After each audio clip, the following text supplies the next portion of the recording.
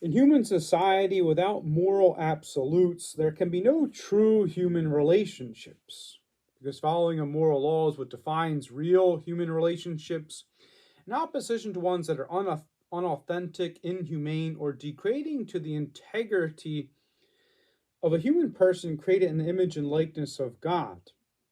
Morality, understood properly, is what reveals the sacred dignity of the other person. And in return, it reveals our own dignity to ourselves in this reflective kind of way. It's not restrictive, but its intention is to free us from the slavery to sin.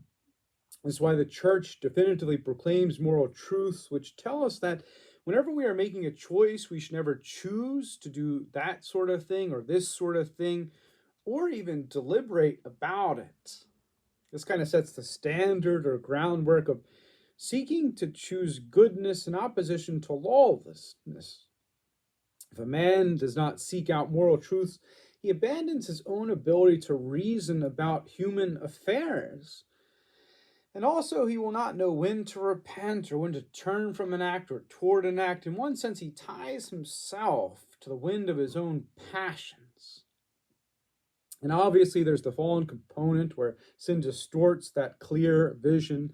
And there's a necessity for God's grace to encounter man, to aid him in his search, and also to help him or strengthen him to do what is right and just. But also, there's a natural component of a good will, which prepares him or her to encounter the saving law of Christ and his teachings manifested in the church.